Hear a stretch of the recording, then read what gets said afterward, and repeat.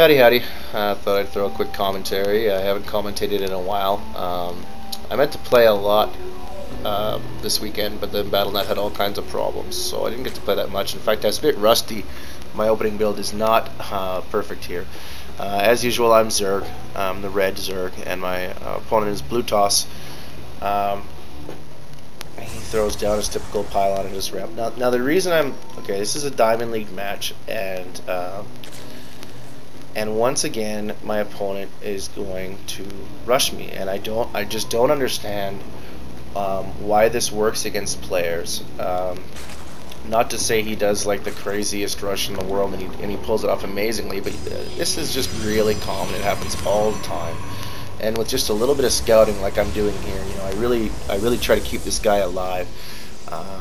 My scouting drone alive. I see that he's got 2 gas already, and then once the drone goes down, my overlord's already there, and I'm going to see a fast cyber core.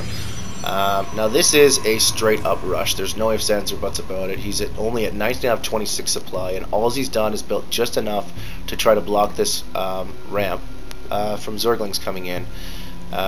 Being at 19 out of 26 supply, he actually sacrificed a lot of his economy to even get this rush out.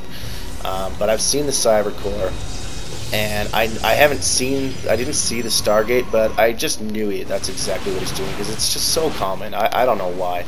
So what I do is I secure my expansion, because when you secure your expansion, you know that if you hold off the rush, then there's no chance in heck they're gonna get back in this game.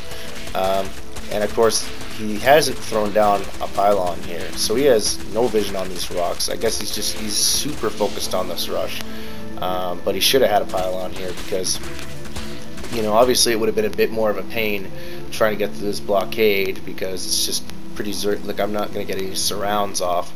But he didn't scout his rocks, and that's exactly what I was hoping for. I mean, I know I'm at no risk by pumping out a bunch of Zerglings right now, not with him teching as hard as I know he must be teching.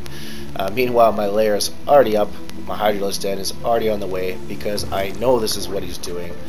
My natural's up, and it does not take long for me to get it saturated here. I start taking my second gas, and my build's just meant to counter exactly what he's doing, because again, I just keep running into this, and I'm a bit surprised that even in Diamond League players are trying this still, because now Void Rays are not going to do anything to these Zerglings, and his economy goes down in a fraction of a second.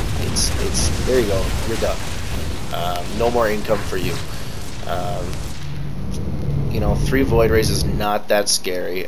They've been nerfed, their range is less. I agree that they needed the nerf, and still may need some tweaking, because in huge numbers, we're talking like, I don't know, 15 plus Void Rays, if you manage to let your opponent mass that, or can't prevent him from massing that, they are ridiculous. They are completely unstoppable. Even their hard counters in equal numbers, you'd think you should be able to hold it off, and you can't.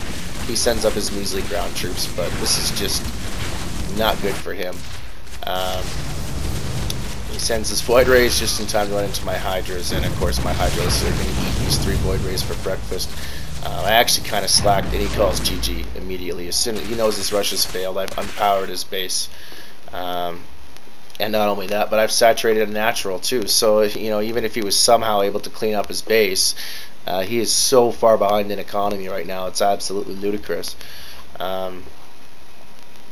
So I don't really understand why players have a hard time dealing with this rush. I mean, if he was a better player and got the rush even faster, all you do is you sacrifice 300 minerals worth of Zerglings. You just pump out Zerglings just like I did, but you sacrifice 300 minerals worth, and you get a second queen at both your natural and at your main, while you throw down the Hydrolist Den. And then the queens will probably be ample enough to defend, especially if he just keeps pressing with the Void Rays. And let's say I couldn't get in through his back door, I'm not letting him leave. My Zerglings are just going to sit right here, and if his ground forces make a move, I'm going to run straight into his base. I'll even probably run back and forth between his back and his front door, just trying to throw him off his game. And then just really desperately try to get the Hydra Den up. You know, and if he just keeps going Void Rays, just connect your bases with creep. You know, you get extra queens for the defense anyways, and then just use them to spawn creep, so that when the Hydras do pop, they're going to be able to defend both bases really easily. I don't know. Hopefully this video manages to help one person out there, because apparently this build is pissing people off. So, GG.